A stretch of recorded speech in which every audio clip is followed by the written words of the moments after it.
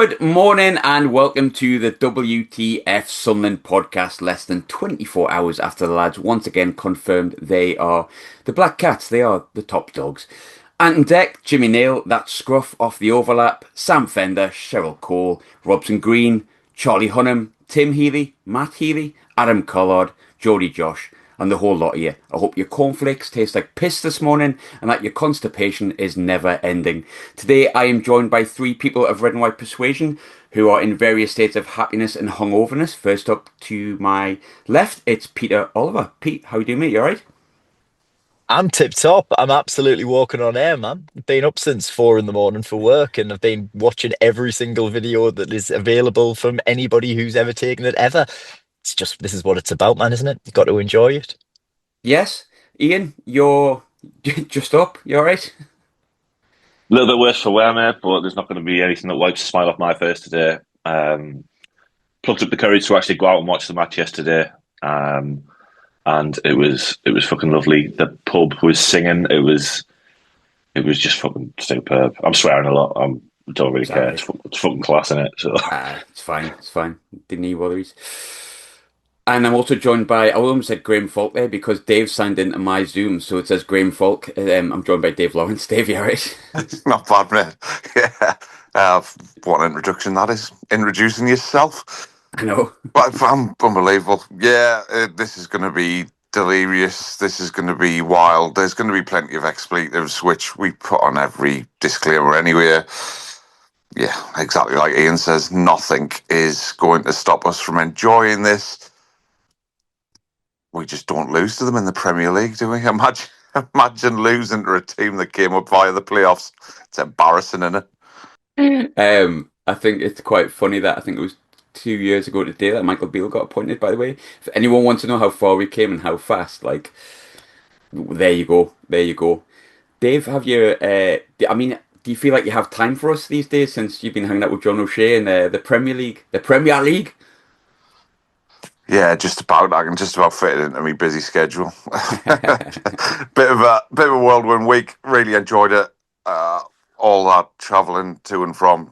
A big shout out to my lovely partner for driving me all the way up there and driving me all the way back. Because, as you know, Graham, there's almost two of you, and us celebs don't drive, so we need chauffeurs and stuff in our lives.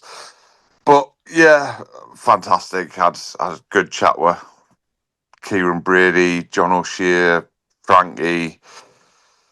Yeah, absolutely wonderful. And to be honest, you'll understand this more than most because of how unhappy you were about the last time we played them stupid barcodes and how miserable everything was off the field, on the field, and we were trying to get things right.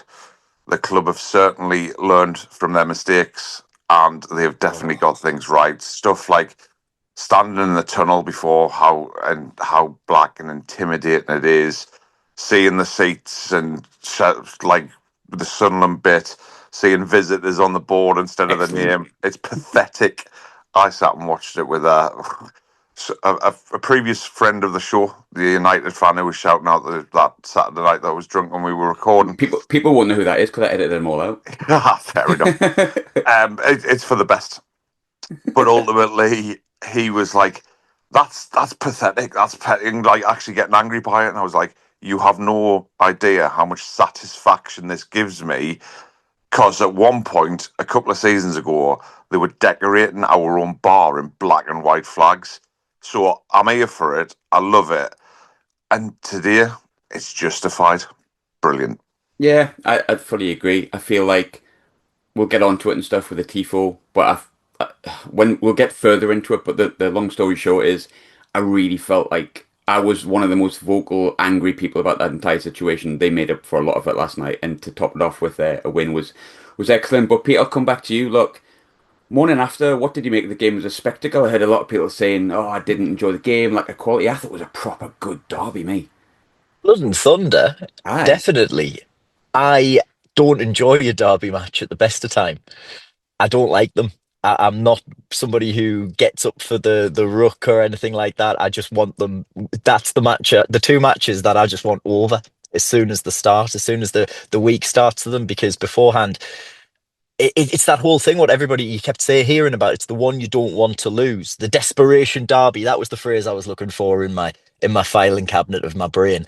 The desperation derby, because both sides are just so desperate not to lose it, and it was always going to be a physical, high contact affair, and Newcastle didn't show up for that at all, and that's why they were bested. I mean, I know it's an own goal that they score, but and Sunderland didn't exactly have a flurry of chances to make it to score a goal of their own, but still, look, in the physicality of it and in the tactical side of it, I think they just outmatched them, and they certainly outmatched them for heart. And as I was driving back from where I was filming yesterday, I was listening to the phone in on the BBC, and they were all saying it's like we can't believe that they didn't have the heart for it, they didn't have the want for it, the desire for it, and Sunderland did. And if you don't have that heart and desire going into a derby game like that, you're going to come off the worst in it. And I don't think they can have any real complaints about the result at the end of it. It's just great, man. It's just absolutely brilliant the way that the way that they've the way that they set up on the field, the way they set up off the field, the way the fans were in the stands. It was magnificent. And you said we are going to talk about, and I hope we do, but just to give them another little mention, the fan display, incredible. Looked amazing on the telly. And yeah, just I mean, I just keep saying I'm walking on air, and I really am. It's brilliant. Love it.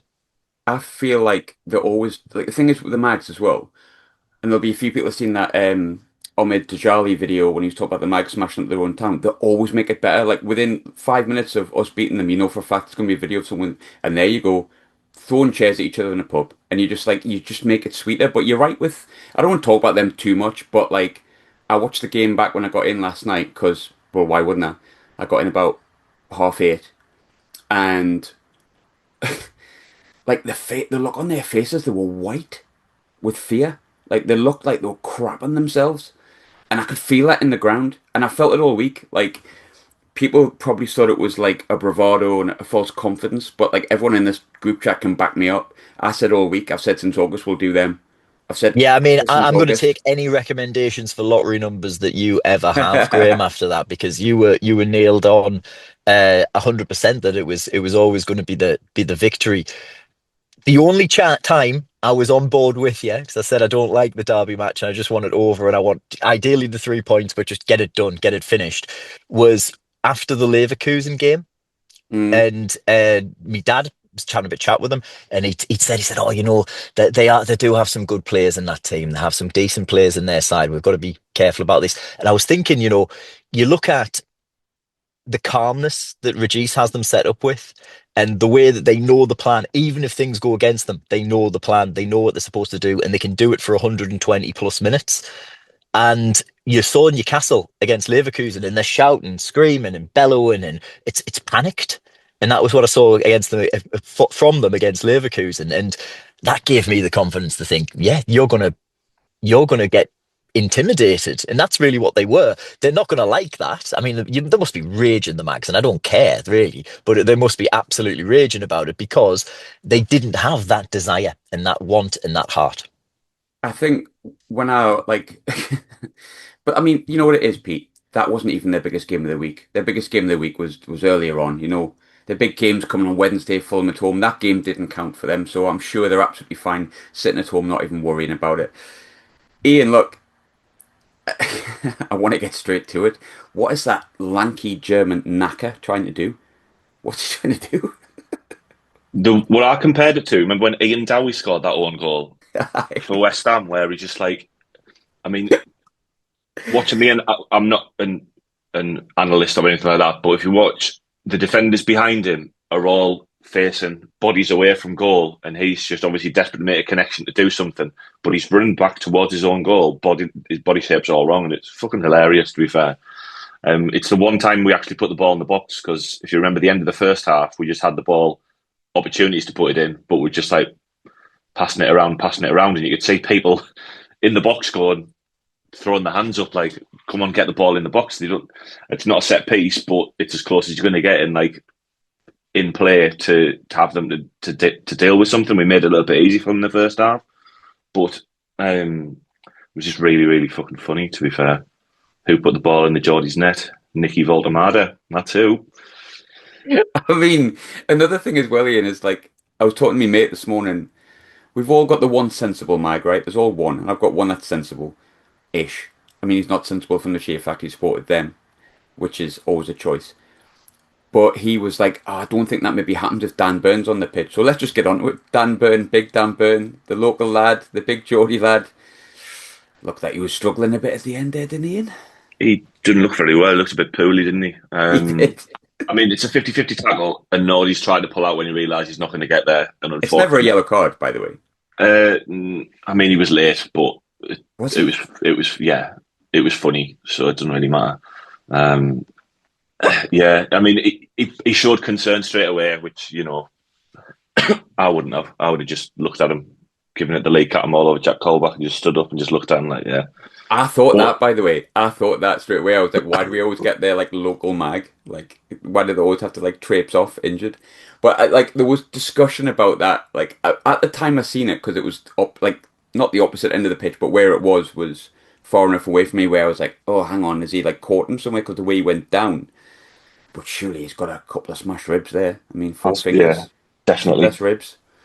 Yeah, I mean, it's both knees into his chest, like, so it's, and he's not a small fella, is he? So I mean, yeah, it is what it is. It's a derby. It's a derby tackle. You don't pull out, and I think it's a derby tackle. And before the game, when I don't know if you've seen the picture of him when he was walking in off the team coach, and there were all the boos and stuff, and he was sort of putting his finger behind his ear and laughing and smiling. I was like, he probably didn't walk out with a smile on his face, did he? So, well, he didn't walk out, did he? Went out in an ambulance. So,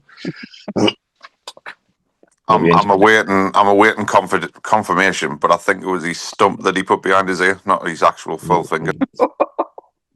I know this is horrible, and I'm sure he won't mind. Look, he's as black and white as they come in. I'm sure he'll understand the banter here, like if he listens, which I doubt he does. But I give him a nice four-finger wave off as he left the pitch, and I thought that was quite funny. Not gonna lie, but you know what?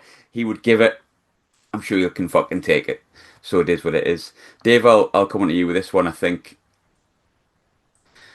just the whole day was great. Look, the goal's hilarious. Like their kind of local lad gets taken off after Nordi's absolutely thundered into him. But it wasn't all good news this weekend. There was some really awful news, actually. I came up to cinema on Friday and learned of Gary Rowell's passing. He wasn't my era of a footballer. Mine was like Marco going into Phil Gray, Don Goodman. But like it was quite clear from my uncle, my dad, my mum, my nana, everyone associated with the football club before me and before I was born and before my time loved Gary Rowell. And for me, Gary Rowell was like the voice in the radio with Crabbers growing up. Like like Gary Rowell was the commentator, and I used to love listening to Gary Rowell. And I remember just thinking, oh, he scored a hat trick against them. Like, why couldn't I have like lived in that time when I seen that? Like a local lad from Seaham scoring like all those goals against them lot. I thought the applause was really good. I thought the way that we serenaded them was really good. I think Gary Rowell will never be forgot by Sunderland. It's quite clear that he'll never be forgot. I think there's people who were the generation after me still sing songs about him, and that's how much he meant to the city. And I'm devastated that he's passed without even watching him live as a player. Like just as a person, I felt like I remember a few years ago I was meant to interview him and he couldn't do it. It ended up where we didn't do the interview in the end, but he rang us like apologising and saying sorry and all that. And like I know it's only a little thing. That's the only interaction I've had with him. But I remember like I've never had anyone apologise for not being able to make an interview. They've kind of just gone, can't make it. Sorry, mate. It is what it is. And he was really apologetic. And I've spoke to Crabbers in the past, and clearly a man that meant a lot of Crabbers. So the people that knew him properly, you can clearly see he was a big personality, a big person to them, and he's clearly a very big person at the city. But Dave, I'm ranting a bit here, but that was for him, wasn't it? Absolutely, mate. And you just mentioned it a little bit there. I think it was Josh Bunton who put on Twitter, like, for people to sing his song, it probably epitomises what football's about, and especially what football in the North East is about. And obviously in this instance specifically about Sunderland and what we're about. And there'll be kids out there 8, 9, 10, 11, 12, singing his song because their great grandparents, their grandparents, their parents have told them the story about this bloke who scored a hat-trick against the Mags. And that must be, I'm sure it wasn't what he was thinking about towards the end, but that must be some buzz and some peaceful feeling to know that your legacy will carry on for your family for life. That must be a really, really nice feeling. And yeah, every story that you hear about him, it doesn't always happen with people who pass, sadly, but every story you hear about the interactions with him or in a roundabout type of way is just of an absolute salt of the earth bloke. And I don't think you can say much more of that. I'm sure. If there is such a way of looking down, he was probably there in spirit and that yesterday. I'll give the Mags one little bit of credit for yesterday because they don't deserve much. Apparently, the minutes applause they were impeccably, and it's good from the club to do that in a game like that because you wouldn't have wanted a minute's silence because I guarantee you it'll have been disrespected. There's always one idiot, so. Absolutely. But yeah, phenomenal and everything. It probably just added a bit more, didn't it? Added a bit more spice to it and got us focused a little bit more. More emotion, I think. Yeah, exactly. And you've said it about Labrie. I've no doubt that kind of focused us a little bit more. And if there's one bloke at the minute that you want in charge who embodies kind of relating to everything that goes on around you, but also maintains a level of articulateness and embodies a control of a situation, no matter how heated and how fiery it gets. It's Reggie Labrie. And yeah, we're just in a good place. Like, it's going away from the Gary Rowell chat, but if there's one thing that made me really angry yesterday, and I suppose I love the underdog tag, I have done, but there is also times when I think as a football team this season, we deserve a little bit of credit. You guys have certainly been a bit more vocal about it than me. But Bruno coming out and saying like, fuck off. That, like fuck off. That paragraph, I know he's just trying to get his own fans on side and stuff, and I've no doubt that it's hurting him, and I'm glad it's hurting him, and I hope it hurts him until the next time we play them and then fucking beat them again. Things like gonorrhea. Absolutely. Not that I've had it. I don't know how that feels. Absolutely. But to say we know that they're much better than them, I tell you what, by the end of the season, let's compare all 11 names on the team sheet and see who you would actually put that much away. Because you're right, there was, I think Ian mentioned it like off recording, Miley was non-existent yesterday. Gordon was non-existent. Alanga was non-existent. No, Alanga was funny. Well, he was funny, like rabbit in the headlights. Sorry, deer in the headlights. Tonali, non-existent. Voltemade, non-existent until we needed him. Good lad. Just and what you can do is you can look at your own players and you can stand there and you can be vociferous in your response and stuff, and you can go, "Oh, I tell you what, we were crap. We were this. We were that. We were." No, mate. We had a plan against you. We executed it perfectly. And you're not that much better than us, like you've just said that you were, that you couldn't handle it. So fuck off back up the road and piss off. You know what it is? How many times with like this season though, like I'm kind of the person that doesn't need credit from anyone because I just think a lot of like the stuff you hear, like the rage baiting YouTubers and like Jay Bothroyd having opinions on things, like don't really matter to me because if Jay Bothroyd says something played well, I don't really care. Like I don't really care. But like what I'm a little bit tired of hearing is when we beat Chelsea, Chelsea weren't good enough. Chelsea were poor that day. When we got draw with Arsenal, oh well, Arsenal just weren't at their full tilt that day and they had injuries and if they had other players back.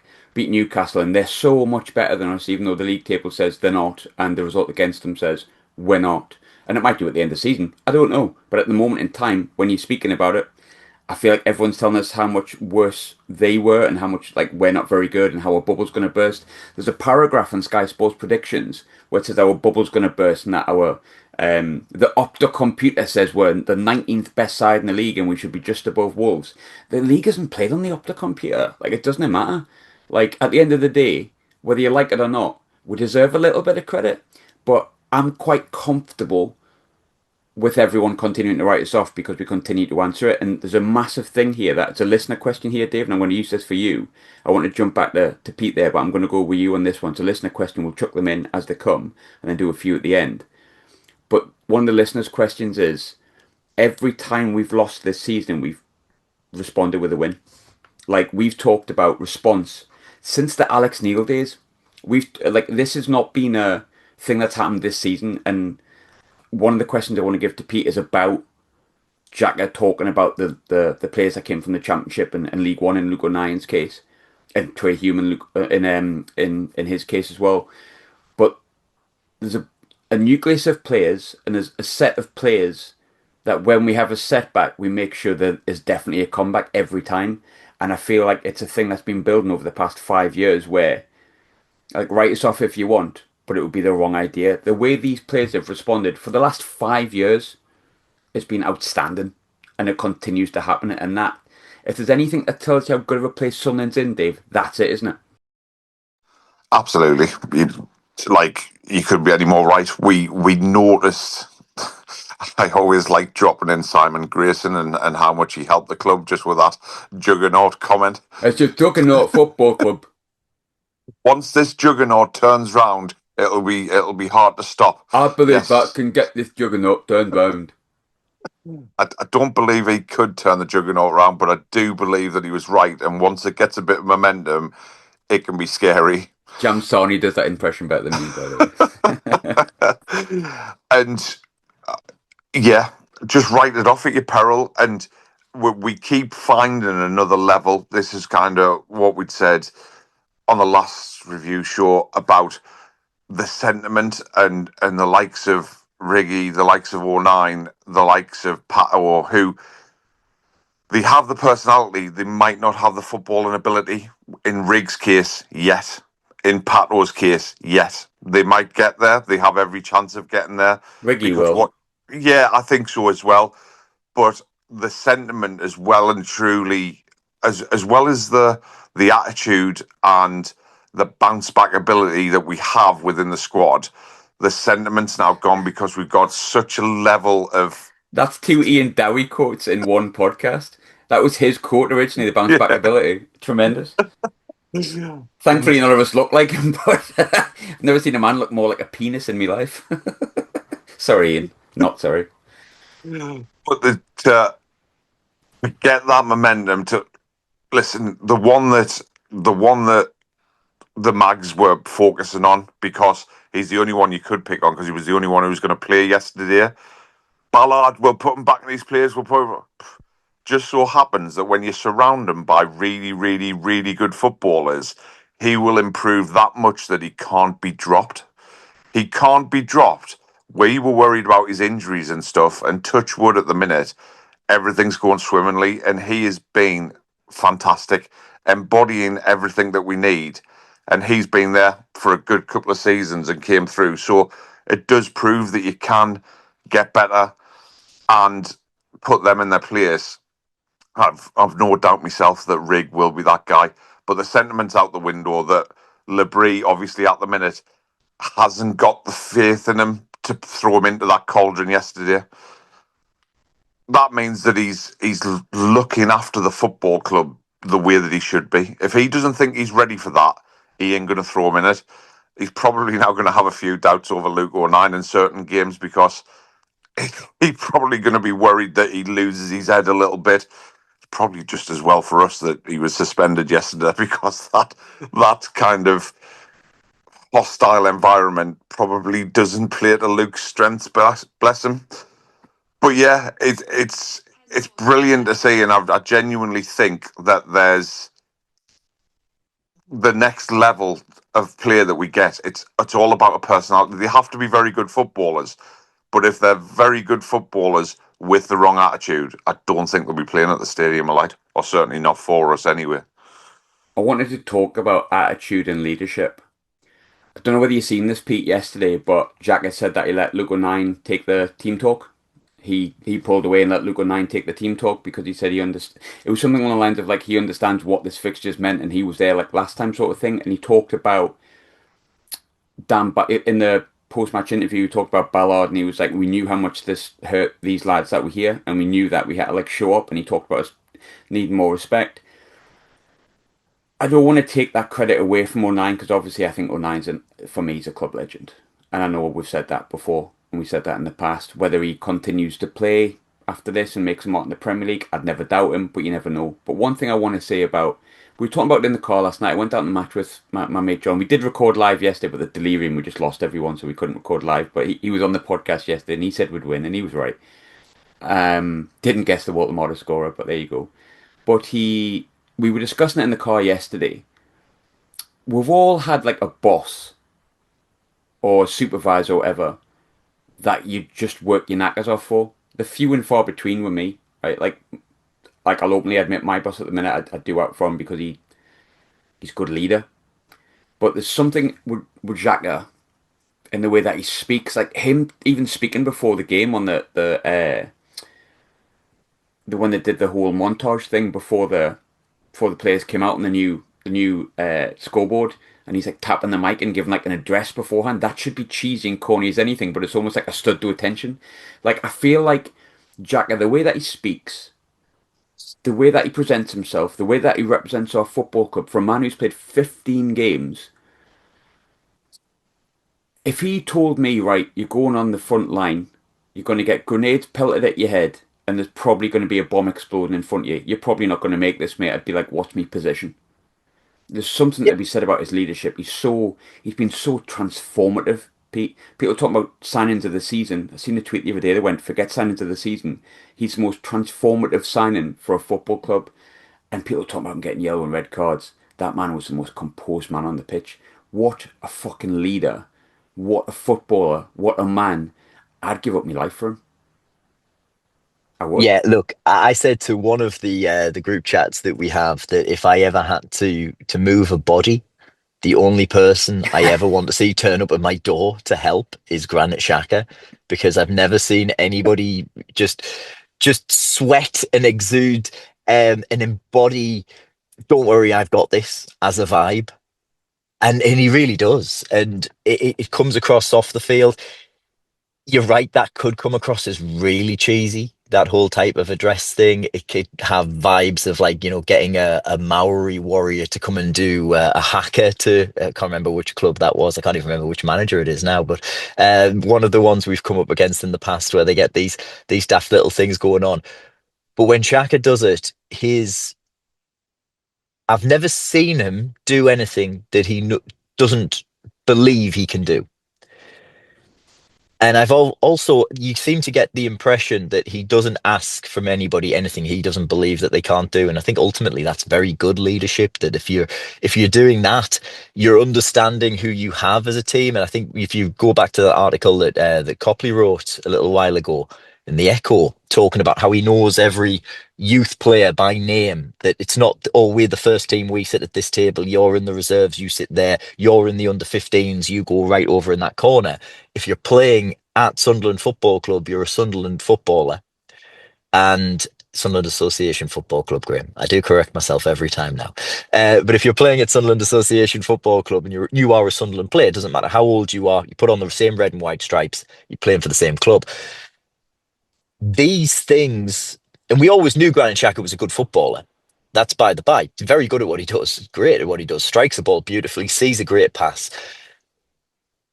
But having that mentality off the field, I think, is so important. I think it's clear from, if you look at who the club are targeting and those signings that we can only presume that Regis has some form of input in. They're all players that he had something to do with their youth development, that he brought through. And when I watched the Premier League Stories documentary on him, I don't know if it's an old one and everybody else has seen it. I'd not seen it. It was on before the match on Sunday.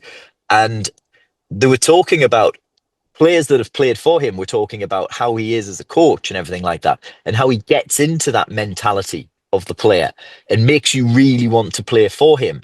So if you've then managed to get Granit Xhaka on that same hook, he comes with everything that Granit Xhaka comes with.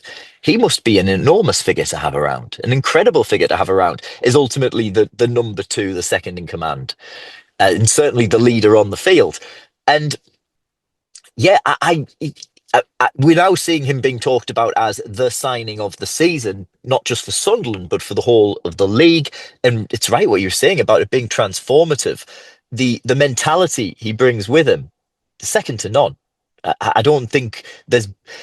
I think we can actually start to say. I said it. I wanted to say, and I think I have said on the pod that it wouldn't be until February or a little later, even then I could talk of, or even the end of the season, that we could talk about him being potentially the greatest signing Sunderland has ever made. And of course, Kevin Phillips immediately comes to mind. There's other players that have scored, Jermaine Defoe players that have scored a great amount of goals. But in terms of what he's brought off the field as well, Granit Xhaka, I think is the greatest signing Sunderland has ever made in a transfer window. And he's just class. I love it to bits. I'm hooked in by it as much as he seems hooked in by I'm hooked in by how much he seems hooked in by the project, and I just can't get enough of it. I kind of want to change my nationality, being like Swiss/Albanian Kosovan or whatever it is. Eh, I love him that much. I'm like, I think I'm Swiss, which would be a big, ex- which would be a big plus, Pete. Exactly, and I've covered that region of the world more than enough to not make any statements about anything to do with nationalities around there. Ian, I think one of the questions, actually, no, I want to give all this. Pete's already sort of answered it. One of the listeners' questions was, is Xhaka the greatest signing we've ever made? And I know it's hard to get, easy to get carried away, sorry, and for me, Phillips still edges it, but I think after that, you cannot argue with Xhaka. You just cannot. What, No, 300 something thousand for Kevin Phillips, and Super then however, Kevin. yeah. Yeah, look, obviously he turned into one of the greatest, and he's the diamond that you or the nugget of gold that you pan that river Aging like for a fine ages. wine, by the way. Do you see him in the He crowd is, yesterday? isn't he? A Aging handsome like a looking fine devil wine. these days as well. Handsome I mean, he bastard. always was a fairly decent looking chap, but he's a handsome devil. Um, the Yes, I think Granit Xhaka is the greatest ever signing. Ooh, Ian. um, he's certainly up there. Obviously, Phillips came in at a different time when we were trying to get to where we are now, and got us there and kept us there. Xhaka's obviously he's only played 15 games, but the difference he's made to the whole football club can't really be understated or overstated, or he's just transformative is the best way to describe him. Is like he's everyone has just sort of looked at him, and I think Ballard touched on it in an interview. Like the levels and the standards that he's brought, you can't help but lift your game and raise your game to what is expected. And it's beyond, because I had my doubts about Ballard at the start of the season, but mainly because of his injuries. But he's been absolutely colossal. And I know it's going off topic from the question, but that he's proof that he's made everyone around him better. I'd quite like to see Dan Neil play with him, because I'd like to see what Dan Neil Yeah. can do next to Granit Xhaka, and hopefully we'll get to see it in the next couple of weeks with obviously Noah jetting off to somewhere in Africa to play the AFCON. Where is the Um, AFCON? Africa, I don't know. Yeah, I'll Google it. Somewhere in Africa, I don't know. But no, it's barely believable that he signed, and barely believable where he's got us. It's not all him, but I'm scared about the day that he retires, and he's played 15 games for us. Yeah, I think Morocco. It's in Morocco. Yeah, Talby World, as we call it. Dave, just before we move on to the next question, Xhaka, the greatest Sunderland signing ever? I think he's definitely in the conversation. I'm still going to say Phillips, but Yeah, I think best signing slash bargain is Kevin Phillips by an absolute distance. I think it was 275k we paid for him. it ended up And being 375k because of the goals he scored.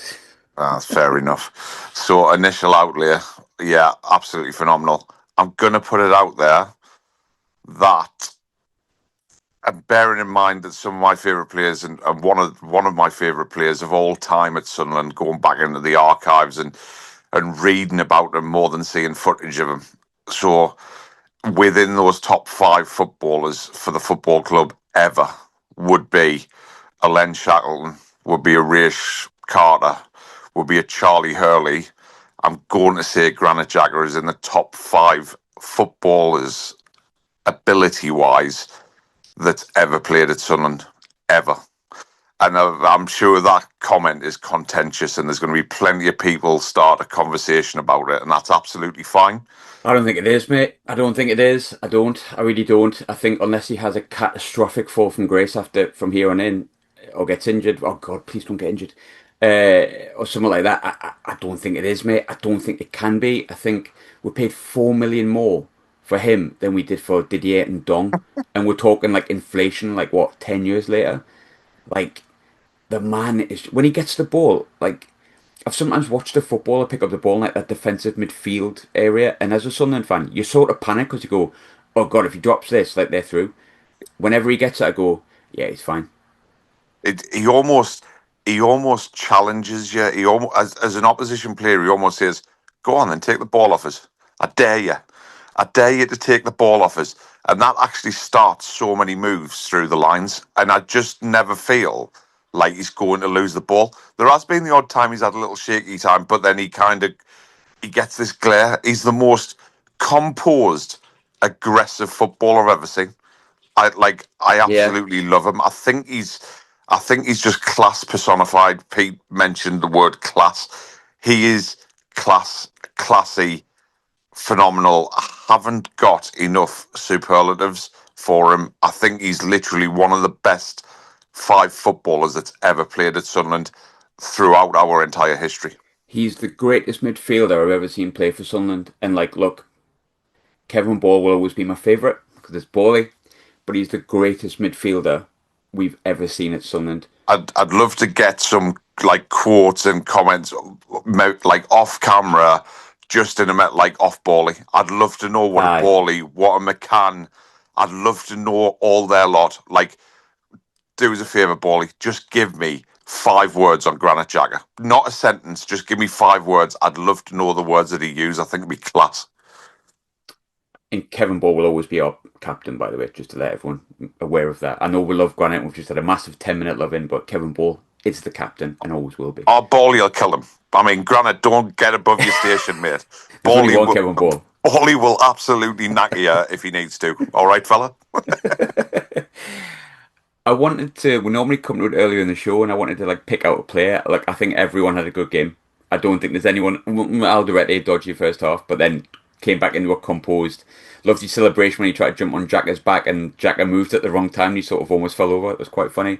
Thought Siddiqui was brilliant. I could talk about loads of players. There is one player, if you don't mention it, that I'm going to bring up for a specific reason. But Ian, who was the player that sort of stood out for you outside of Xhaka? Because I think Xhaka's just, at this point, there's no point in even mentioning him because he's brilliant every week.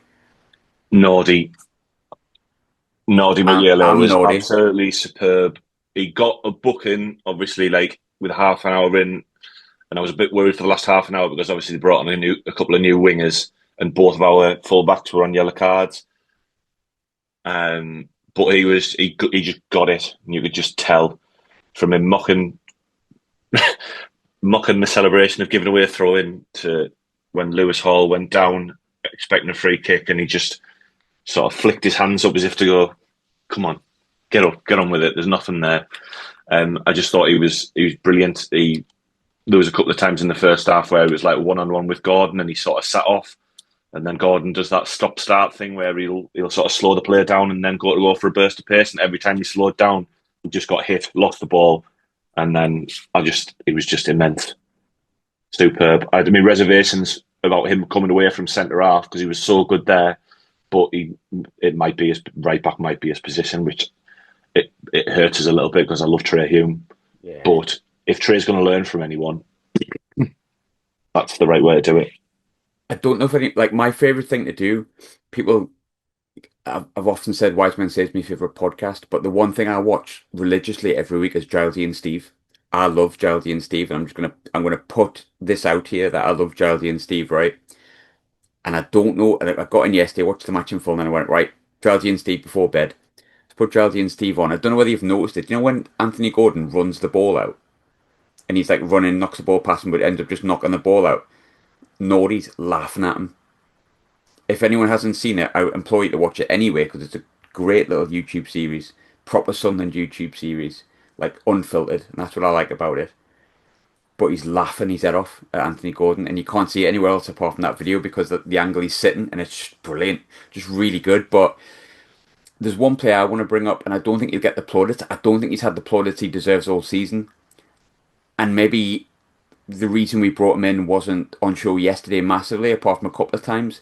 But I just thought he ran and he ran and he ran, and then when I thought he'd give up, he ran more.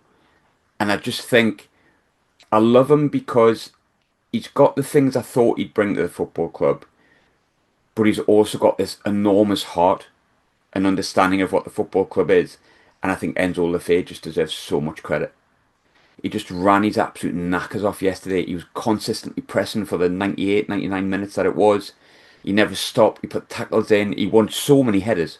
He won so many headers for such a little lad. And look, they're giants, they're defenders. Shaw, Dan Burn, Chow, all big lads. And he won so many headers. And I thought Broby was brilliant as well. I thought Broby held the line so fantastic. His legs were knackered by the end of it, bless him, but I thought he really showed up. But there's so many I could mention, but I won't mention any more because I'm going to give this one to Dave. Who stood out for you, Dave, of people we haven't mentioned already? All fantastic and definitely big.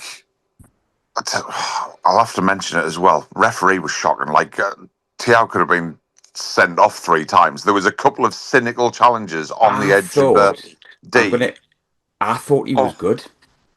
Oh, he's kept the lid up. I'll tell you what, Newcastle should have had, apart from that little flurry at the end, should have had another 2 or 3 yellow cards for cynical, for like us just about to break the lines and just being hacked down. And I can't believe he didn't boot them. There was no consistency in it, but that's that. For me, I tell you what, he is so much. Oh, he's going to be amazing. I can't remember who told me. I can't remember if you or was maybe speaking. I think it was yourself that unofficially news reporters are saying that, respected journalists within Sunderland are saying that Noah Siddiqui will be the first £100 million player to leave Sunderland. And I tell you what, yesterday, it wasn't so much his tenacity, his running and whatever. On the ball, he looked absolutely class.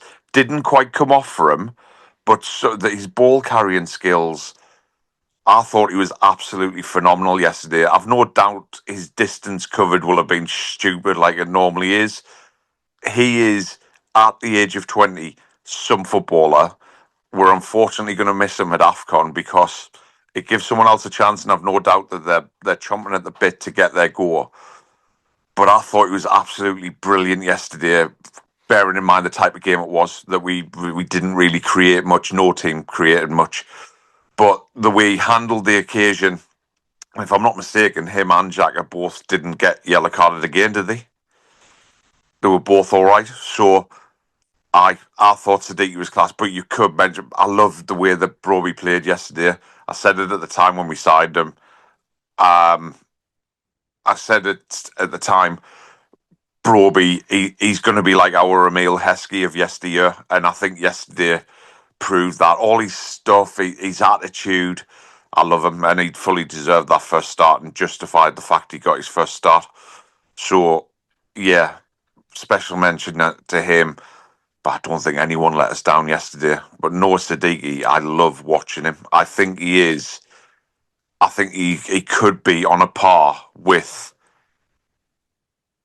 I think he could be on a par with N'Golo Kante, and that's a big statement, I know. I know what you mean, though. There'll be people laughing at that, but like, he's having like a really big impact on how we play. And I think if Xhaka wasn't there, you're probably saying he's our player of the year. I thought it was on mute there, by the way, because you've got Grim Falk on your fucking screen, fuck's sake. But like, Pete, I'm going to hand this one on to you about players that stood out. And what I'm going to say is a caveat to this. Before you tell us who stood out for you, please mention Ronaldo. Please. Well, all of the defenders deserve a mention, but yes, Ronaldo is he's just class, isn't he? He's brilliant. He's phenomenal. As a fullback, it's what you want. He's clearly awful to play against. Just must be so terrible to play against. He's quick, he's strong, he's niggly, he's got fingers that are all always in you, poking you, different hands always on you. Obviously, he got caught out for a bit of nonsense earlier in the season, but even then, he's kept the strength and the aggression that comes with his play without in getting more of those daft red cards. But also, he's an incredibly clever player going forward with the ball and turning, getting the ball and then turning it around. Absolutely wonderful.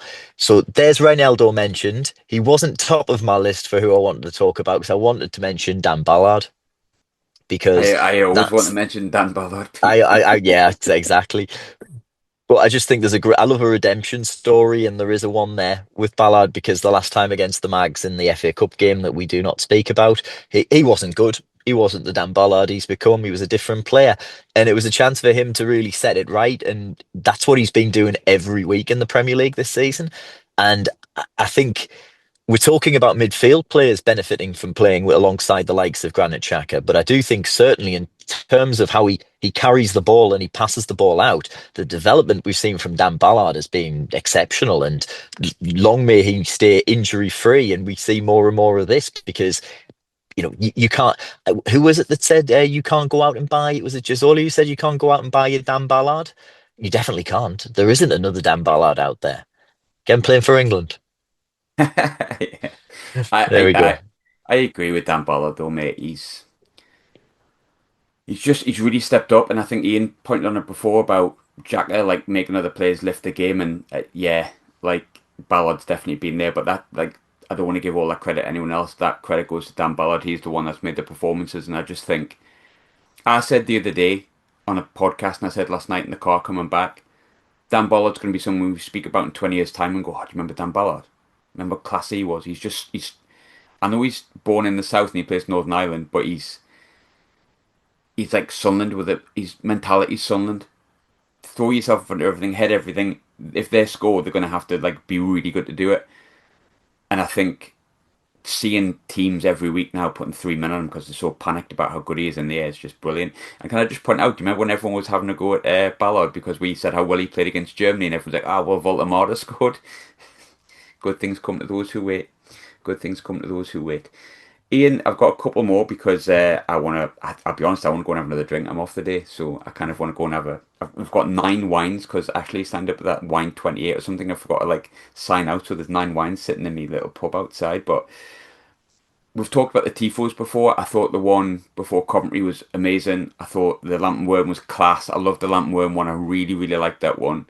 I don't know if anyone could notice, but I really like identity. I like my identity as Sunderland. Like I love being part of Wearside, and that really helps.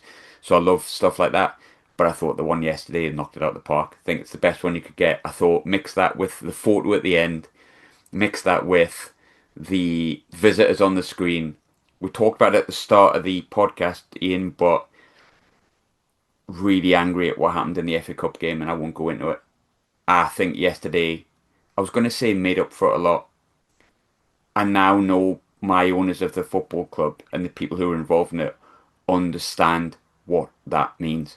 And I'm so delighted with how it was. But how high up does just the tifo, the visitors sign, everything that came as part of the game yesterday, even KLD's brother posting on Instagram, the Newcastle coach, and he scribbled it out and put visitors where it says Newcastle. Just everything about it, like how much how much does that give back to Sunderland and kind of almost apologise for something it did, but also make you understand that these guys don't just understand football and how to make recruitment and signing. They've done so well. They actually understand the fabric of what they own.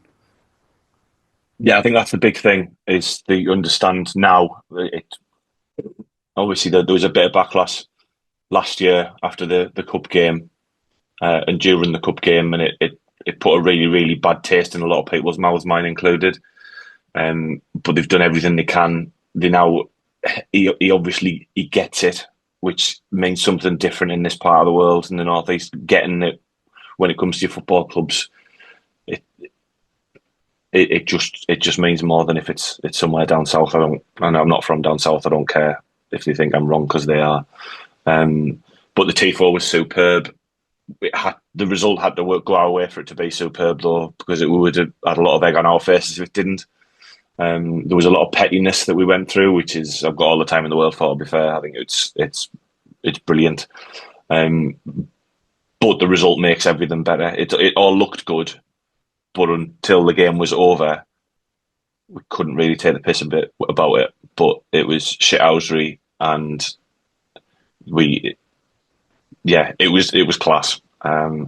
Disappointed that it wasn't a huge Dave Lawrence T4 that was unfurled from the south stand, but probably we've got the next best thing in a black cat going for a dirty magpie. So the whole football club's just totally different when you consider 2 years ago Michael Beale was in charge. Yeah, and it's just like if someone said in 2 years' time we've beaten the Mags at home in the league, to guarantee that by Christmas time they can't be above us by the end. 26 points as well, by the way. We're about 9 points away, I think, from safety based on the past few years. By the way, Yeah. talking about Dave being a Tifo, talking before about Dave working for the Premier League the other day with John O'Shea, big I am. He had to do a mugshot or a media shot, and it's one of the funniest things we've ever seen, and we've been using it for quite a while in our group chat. So if anyone wants to see it, I'll drop it in the comments. Just let us know. If you want to see it, I'll send you it. It's not a problem at all. It's well worth it. Let me tell you that. Got a few more listeners' questions, but before we move on to them, Pete, can I just ask what your favourite moment of the match was? Many favourite moments, but I'm going to go with Trey Hume's tackle at the end, Thank you very much. just because he got to make a cameo, and I was really pleased that he got to be on the field there. But that's what you want him on the field to do. And he did. He executed it perfectly, and his celebration afterwards. It's great. That's what you want to see. That's what you're supposed to celebrate, Bruno. Tackles like that at the end to make sure that you retain possession or get possession off the opposition and win 1-0 against your local rivals. Not a. Was it a throw in or something like that? Well, he gave away a throw in. He gave away throw in. Oh, yeah, crumbs almighty. Anyway, so yeah, Trey Hume, just as a moment at the end there. In terms of cameos, it was a very, really, really satisfying one. Yeah, absolutely. I think I wanted. It looked like he'd been training all week for it, and I love the tackle because he doesn't even take the man. The tackle's just so hard. It's Trey Hume to a T. And hey, I know we've got a lot of players credit and stuff like that. That kid came from Linfield League One. Talking about players having big knackers. That kid's got big knackers, and I'm so pleased he didn't sulk and he came on and he went, yeah, all right, I haven't played the full game, but you'll remember us by the end of it. Dave, we're going to some listeners' questions before we sadly sign off. I could do this for 4 hours, to be honest with you. But just a question from Sean Burnett. Really simple one, this. I think, Dave, to be honest, who put the ball in the Geordie's net? There's been a few people over the years, but this time it was yeah, Nick Woltemade. Thank you very much. I mean, the best 82 million we never spent. I think I saw it earlier in the day. Got time for that. And I like the fact that you are having a tribute drink room after with your 9 vine. My 9 vines. Pete will get the correct translation there, but no one cares because no one would understand that. Ian, good question from Ross, who sits next to me. Great we celebrated with him yesterday. Love that kid and his brother. How do you think Lewis Hall's feeling this morning? So probably. He's one of those weird ones that signed for them and said that he's always been a Newcastle fan, even though he's from Surrey, which I find a bit odd. Okay, Tony Bear. Yeah. So he's probably really, really shit, to be fair. And I think it's really funny. I think they all feel absolutely dreadful, but they've got themselves to blame because they just didn't turn up. Newcastle are a lot better team with those two full-backs in it. Yeah. And it certainly didn't show yesterday. We just did it perfectly. And the one thing that I don't like about Lewis Hall is he looks like there's no haircut that would suit him. It doesn't look Aye, like what he's got aye. there. It's just like he looks a little bit out of place. Like, you've got that when you're in year 4 at school and you've got to have your haircut before you get a photo taken for your pictures. It looks like Yeah, that, and he's never really gone beyond that. yeah, no, he's just gone, aye, that'll do. I'm not going to change. I'm worried. I'm scared to change. If anyone ever needs a reason as to why Ian is on this podcast, it is for comments like that. I absolutely love his humour in situations like that. Lewis Hall has been absolutely beasted, and he's probably there. And again, he's another one who probably doesn't listen, but he should, just for the little bit of hair advice. But he'd And be if you've there and he'd be thinking, "Oh, I was absolutely shite yesterday. Me day can't get any worse." And to be fair, Ian's just made his day even worse by saying that his haircut shit. and if you've seen my hair, I'm in no position to be questioning anybody's haircut or hairline. But I think it's interesting the point you made there.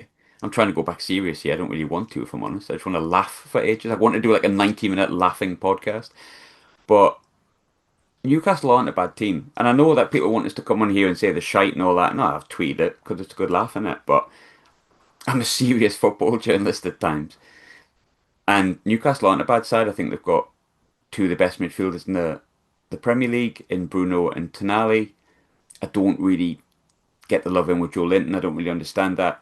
I don't think he's anywhere near. I think Miley's a good young player, one of the better young teenage players in the Premier League. I think those two fullbacks could arguably play for England at the World Cup, and I don't think there'd be too many arguments about it.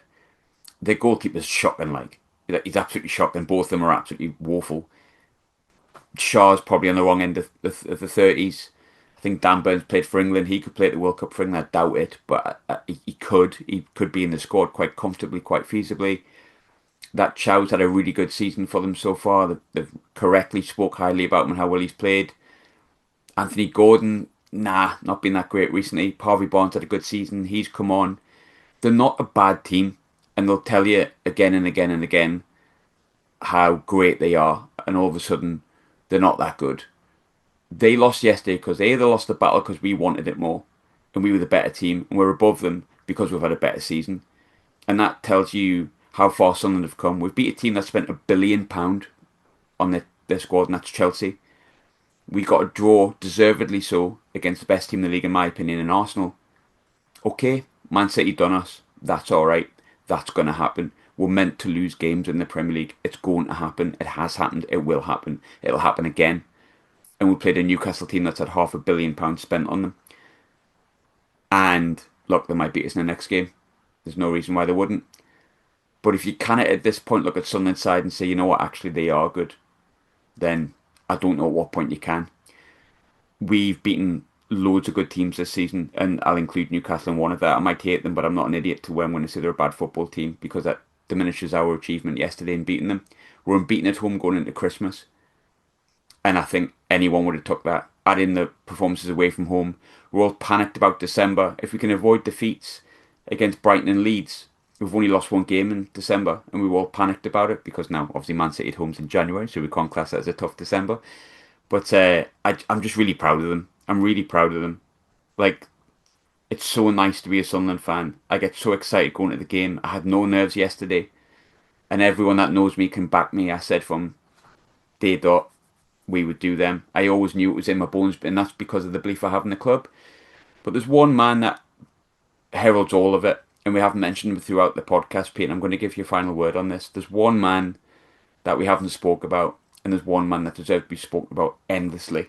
Because from the minute he's walked in the door at this football club, he's brought a calmness, a composure, a kind of cigar and slippers kind of attitude towards football, which this football club doesn't always have because it's manic and it's goldfish ball-esque.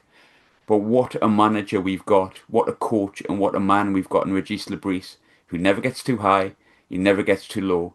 But fuck me, Pete, he is doing a magnificent job, and I hope and pray that no one else notices it, which they're going to, because he's just been the kingpin of all of this. Well, he's the one I'm really scared of losing. Yeah. And that's not the point I wanted to start making, because the point I wanted to start by making is how pleased I am with what he's done since he's come into the job, and how he handles the job, how he handles interviews, that there seems to be access, but not over the top, as you would imagine. But it's not everything's coming out and being done in public. But he does talk to the media, and he seems to give a very good interview to the press when he speaks to them.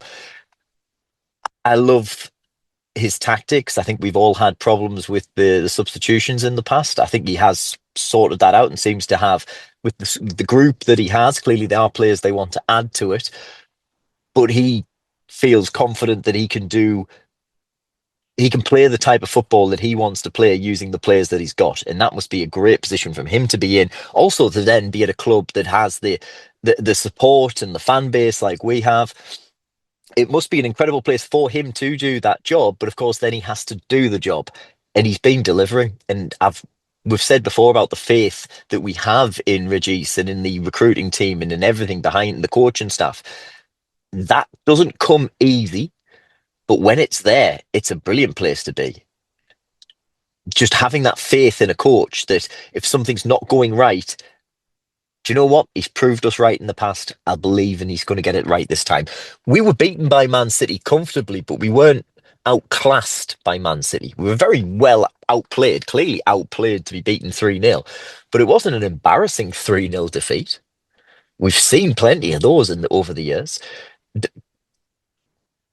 To have that faith is one of the best things I think about being a fan at the moment. To have that understanding, well, that and we've just beat the Mags, but to have that faith that they are going to get it right, even if it's not going right now. That's something that I'm really pleased to have, and I'm really proud that he's the coach. Yeah, I'm immensely proud of him as a man. I'm immensely proud of him in the club for appointing him, because it just feels like when we just started coming off the wagon a bit with the Beale situation, thinking, oh God, like, is this going to go back to, like, we had that, like, nice bit of brightness with Mowbray, who we talked about the other week, deserves so much credit for kind of making us believe where we could go and making us believe in, like, the project, essentially, because he was the one that brought all those young players to the forefront and said, no, you can do it with these young lads. Beale kind of killed it a bit, and you were like, oh God, where's this going to go? And then you had the 120 days without a manager. The minute Regis has walked in, and I've always said, the manager of Sunderland Football Association Football Club almost made me own mistake there. Needs to be a Mick McCarthy, a Roy Keane, a Peter Reid, a Sam Allardyce, someone with like a bit of swagger. Regis is like my dad. Well, actually, he's better than my dad, to be honest. But that's going really deep into my therapy sessions. But he's he's just like so calm and composed and cool. Never too high, never too low. And the way that he speaks, he's just chilled. I've never seen a manager like it, and I never thought a manager like it would work at Sunderland, but it does. And fair play to KLD, Speakman, whoever spotted him as being a manager after he'd just been relegated with Lorient and went, he'll do the job. Just deserves so much credit. Not as much credit as Regis because he's the man that fixed it. But I don't know where he came from. I hope he stays forever. I hope he continues to flourish in the way that he is. I hope he continues to be the fantastic French dad that I never had. And I'm so thankful to him and the people that appointed him for giving us the man that I think we've always needed. And just a brilliant weekend again, lads. There's no better way to end that. I hope everyone's really enjoyed it. You know what? Subscribe if you want. Subscribe if you want. I understand if you subscribe this week, because I'm going to subscribe to every little bit of Sunderland content that I possibly can, because Merry Christmas. Merry Christmas. Merry Christmas. That was Merry Christmas, everyone. Snow is falling snow is all falling around us. all I've had a around better us. song in my head since you joked about it. I'm naughty, naughty, Naughty, naughty, naughty, naughty. naughty. I'm So naughty, naughty. naughty, Naughty, naughty, naughty, Ricky naughty. Kelly. Yeah.